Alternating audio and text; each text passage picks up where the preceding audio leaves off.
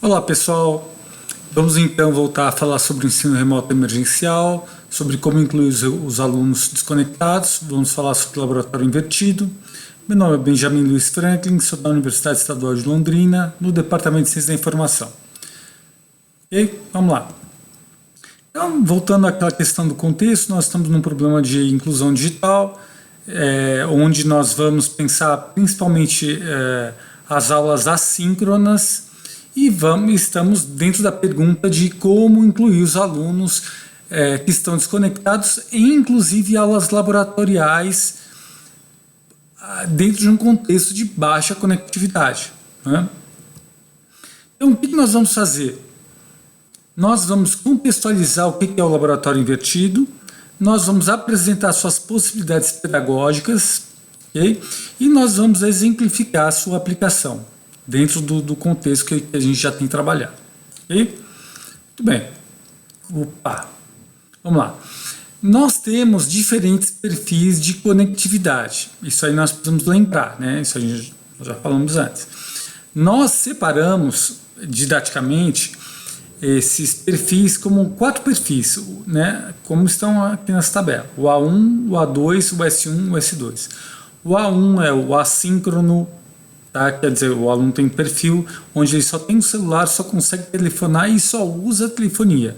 Tá? É o menos conectado de todos. E veja, ele já tem um celular, tá? Porque o celular ele é hegemônico hoje, né? O A2, esse aqui que é o que nós estamos trabalhando, ele tem um celular 3G, ele tem um computador, só que ele não tem um computador constantemente disponível. Às vezes ele tem, às vezes a família está usando, ele não pode usar. Então, isso traz uma série de problemas para as aulas presenciais, né? E para as aulas sincrônicas, como as lives, os meetings, né? Esse tipo de coisa. Nós sabemos que ele pode telefonar e pode navegar, tá? E ele já usa então o WhatsApp, o e-mail e a navegação. Isso aí já dá um contexto de trabalhos em grupo que precisa ser explorado e nós vamos explorar aqui. Okay? Os outros são o S1, quer dizer, ele já está síncrono, ele já tem um celular e computador de banda larga, tá? Então ele já é um aluno conectado.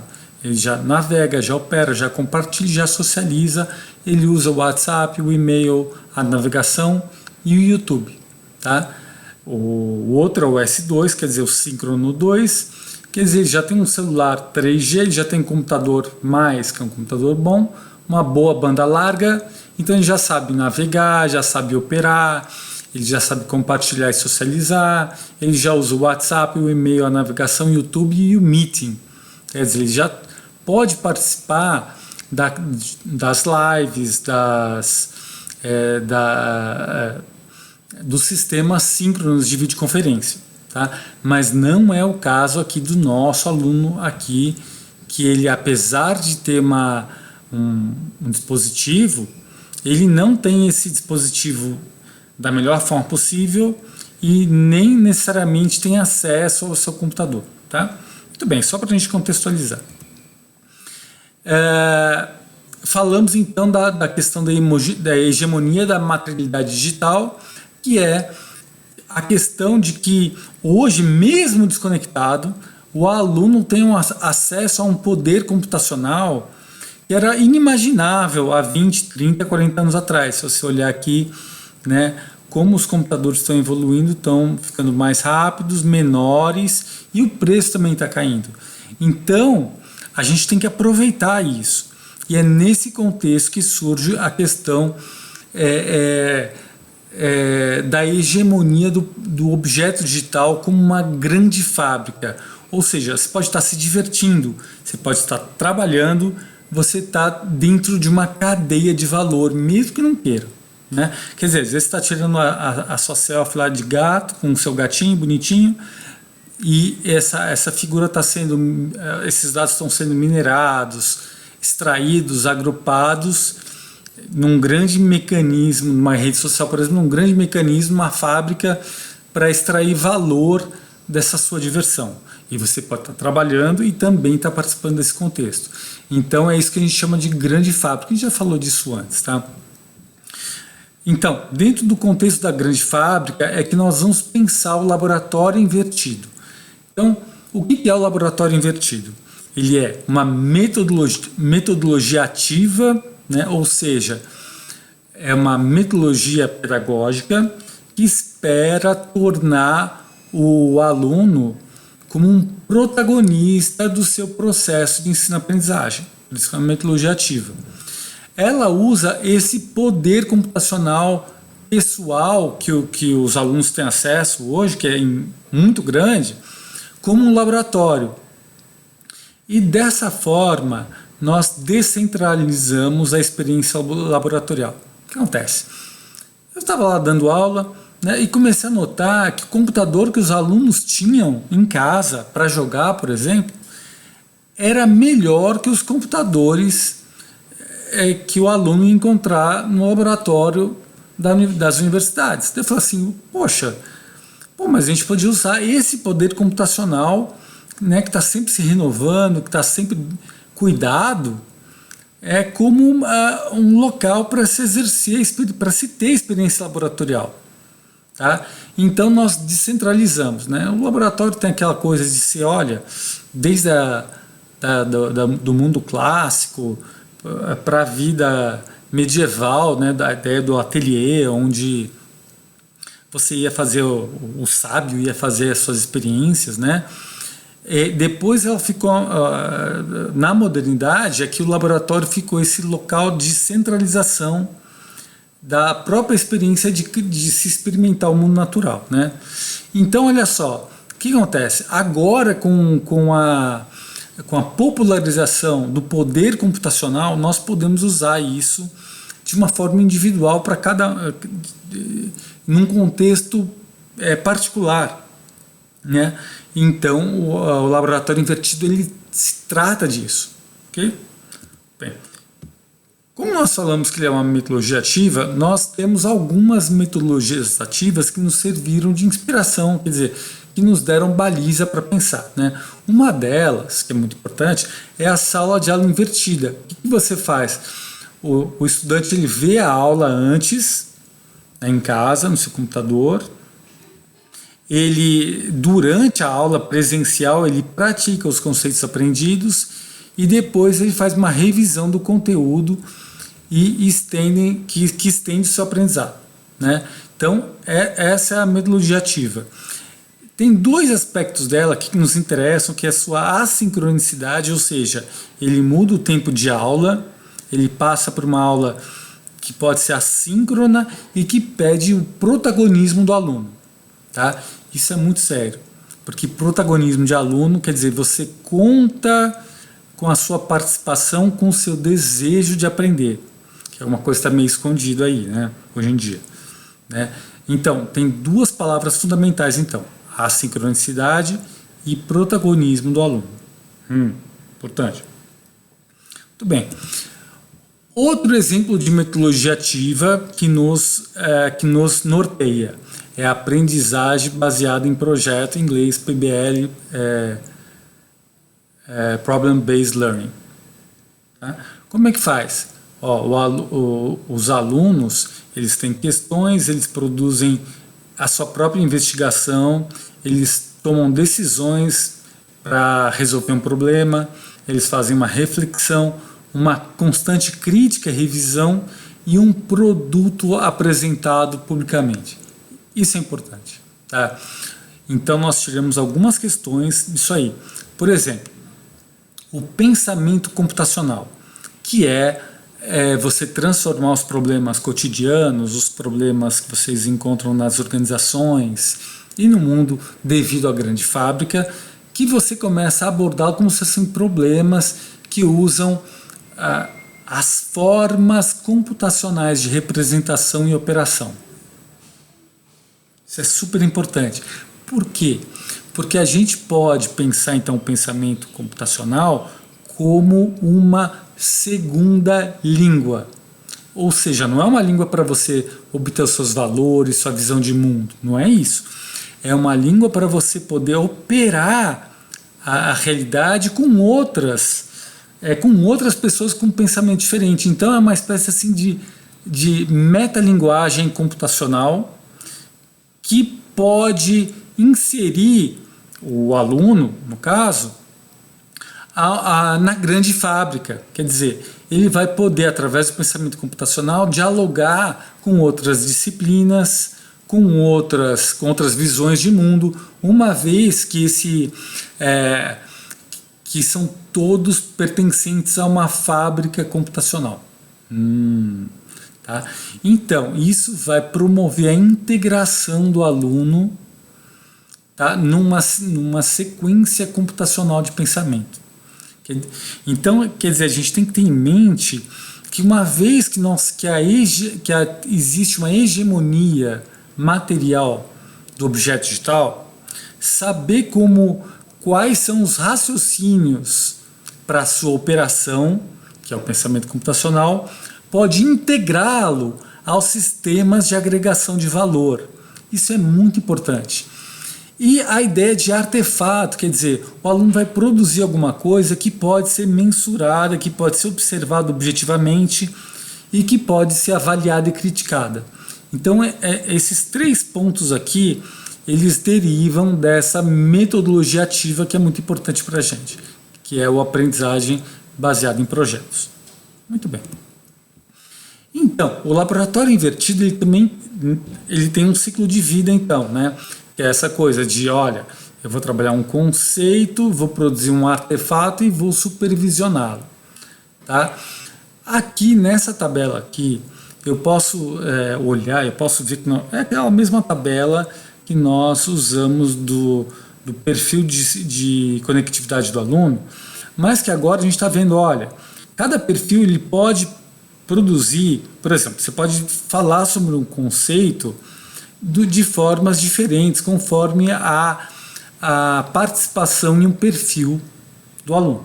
Por exemplo, se ele é o assíncrono 2 que nos interessa, ele pode obter uma videoaula assíncrona, tá? Através de um pendrive, por exemplo. Ele pode receber isso num pendrivezinho, que nós já falamos antes. Ele vai produzir um artefato através do seu computador pessoal, né? Ali que é o laboratório invertido, que é a própria ideia de usar o poder computacional que ele já tem, e depois ele pode fazer a supervisão por WhatsApp, pelo e-mail, que são coisas que ele já tem acesso. Veja, ele ainda não consegue chegar no YouTube, fazer isso pelo YouTube, nem fazer uma conferência, mas ele pode usar outras ferramentas com outro perfil de conectividade. Tá? Então, o ciclo de vida que a gente vai pensar aqui, ele é feito, se pensa num perfil de conectividade assíncrono. Ok? Bem. Opa. Então, qual a ideia que o aluno que se vai encontrar então? É que o aluno vai ter um acompanhamento, uma avaliação crítica sobre o seu artefato. Então ele produz um artefato que vai sendo melhorado conforme os ciclos, né, conforme o ciclo de vida do laboratório invertido. Então, onde ele vai ser acompanhado, vai ser avaliado, vai ser criticado de uma forma objetiva. Veja, não é confortável, tá? Não é uma coisa confortável de fazer, criticar o aluno, pedir uma objetividade no seu fazer. Ok? Vamos lá. Esse artefato ele pode ser realizado e ele deve ser pensado como um recurso educacional aberto. Ou seja, são os recursos educacionais normalmente digitais, mas nem sempre, que eles estão sobre uma licença aberta, sobre o Creative Commons ou sobre o domínio público. Por quê? Para tornar o conteúdo, primeiro, independente de plataforma, quer dizer, você pode usar esse vídeo no YouTube, no WhatsApp, enfim, independente de plataforma, onde ele possa ser facilmente transmissível e seja abundante. Ou seja, a gente pode copiar à vontade, que não vai ter ninguém, uma empresa dizendo, olha, você não pode usar meu software, você não pode usar a minha solução, e o vídeo então tem que estar se você for fazer um vídeo, você tem que dizer, olha, isso aqui está em Creative Commons para as pessoas poderem usar em outras plataformas, em outras situações. Por exemplo, eu posso fazer um vídeo aqui na UEL, imaginem quantas horas de tutoriais, de aulas vão estar disponíveis, sei lá, no final do ano, né? Por causa da pandemia. Agora, esse conteúdo ele tem que estar em Creative Commons para se poder passar para qualquer outra universidade, em qualquer outra situação. Imagina quanto isso vai adicionar de aulas possíveis para outros alunos. É um manancial, né? Tem que aproveitar. Essa curadoria de sistemas, então, ela é um desafio, né? Por quê? Porque você tem muito projeto aberto, né, de livre acesso, open source, free software, mas que você tem que trazer para a sala de aula, e daí você tem alguns desafios sérios aí. Por exemplo, você tem o desafio da curadoria de sistemas abertos, onde você precisa fornecer uma solução que seja fácil de instalar para o aluno, seja fácil de usar, tem que ser documentada, tá? E tem que servir como um instrumento pedagógico. Quer dizer, você tem que usar o conceito que te interessa de uma forma que ele possa produzir um artefato gerado em um sistema aberto. Então isso demanda do professor um trabalho de curadoria que não é fácil, é difícil, tá? Então o professor ele tem que encontrar essa solução. Eu estou há alguns anos fazendo isso e encontrei alguns, que eu vou publicar mais tarde, mas encontrei alguns só. Tá? Então, não é todo software que se presta para isso. Não é todo sistema que pode ser assimilado como um instrumento pedagógico. Okay? Então, isso é uma coisa que a gente tem que prestar bastante atenção. Tá? Eu vou dar um exemplo aqui, que é o curso de banco de dados que eu oferto na UEL, que eu uso o LibreOffice Base, que é o banco de dados do LibreOffice. Eu uso isso como uma plataforma e como um instrumento pedagógico. Tá? A questão é que encontrar o tom correto para você fazer isso, para usar o sistema como um instrumento pedagógico, não é fácil. Tá? Então, qual é o conselho que eu dou? Usa o sistema que você já está mais acostumado.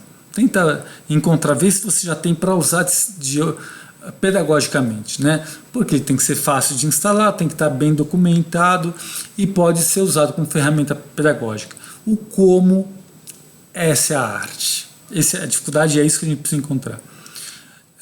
O experimento investigativo, olha só, experimento investigativo, é isso que o laboratório vai querer fazer, o laboratório invertido vai proporcionar um experimento investigativo.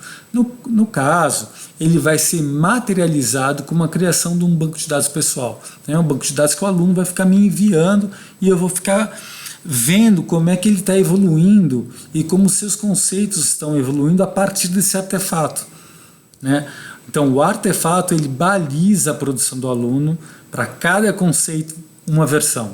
Assim eu consigo acompanhar o desenvolvimento de como o aluno está aplicando o conceito no laboratório. Veja, isso aqui eu estou usando no curso de banco de dados, mas nada impede que em outra situação seja usado de uma outra forma. Sei lá, por exemplo, imagina que é uma aula teórica e você vai criando um artefato também, um arquivo contendo,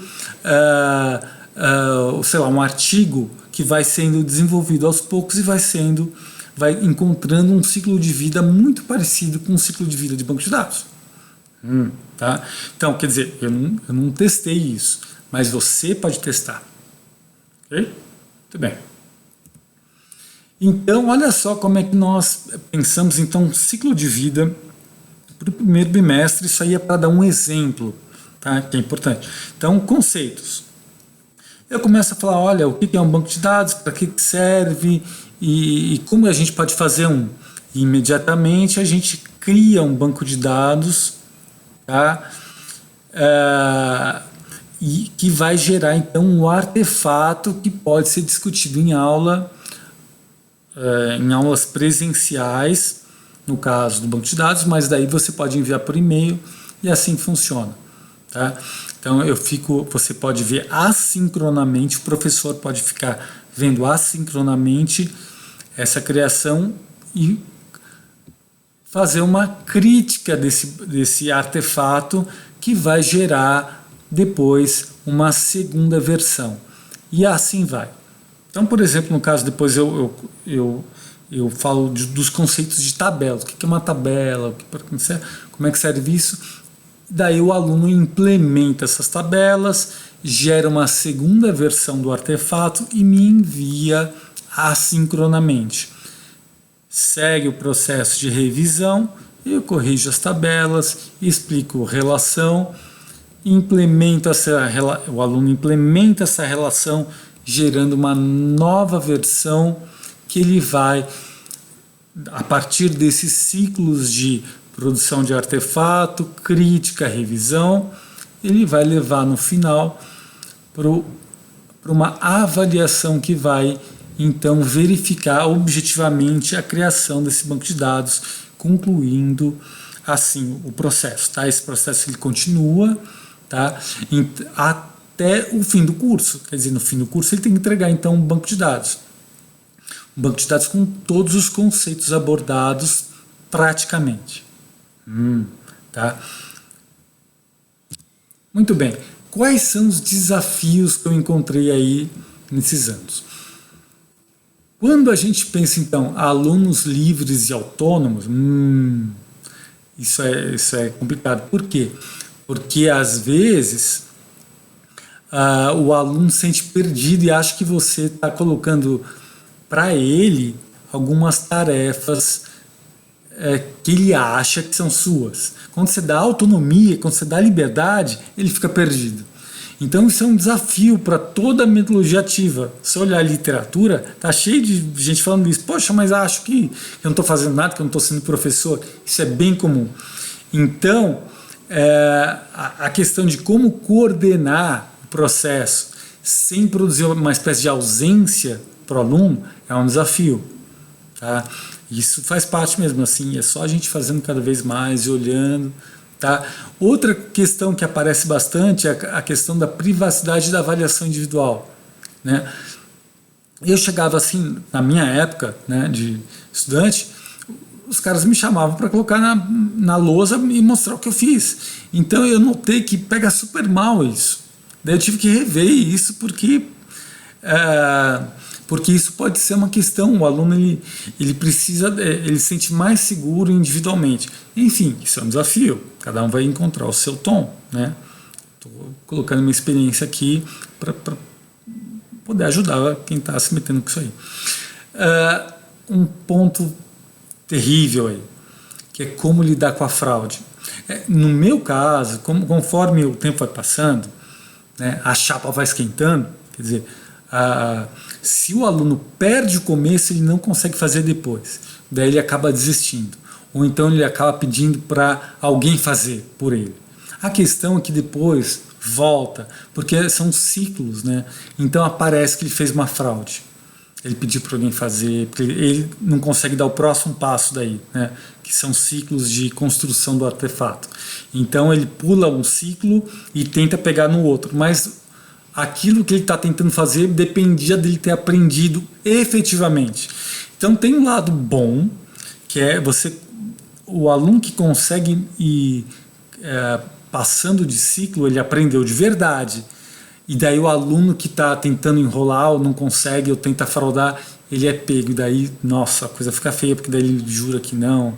Você consegue mostrar objetivamente que sim. Tá? A coisa não é fácil. Então são desafios que a produção de um artefato durante todo o ciclo do curso propõe e provê. Né? Quer dizer, olha, é muito fácil detectar o aluno que não está acompanhando, tá? Porque aparece objetivamente. Porque um ciclo vai dependendo de outro, que depende de outro, que depende de outro. Então é uma espiral. Isso parece bastante, é um desafio. Tá? Muito Bem, eu deixei algumas referências então sobre como é que você pode pensar o laboratório invertido associado com metodologias ativas, tá bom? Pessoal, seguiremos então. Não é fácil fazer uma metodologia ativa, é super na moda, né? Todo mundo fala, mas pouca gente faz. É porque é difícil mesmo, tá bom? É isso aí, pessoal. Obrigado, tá?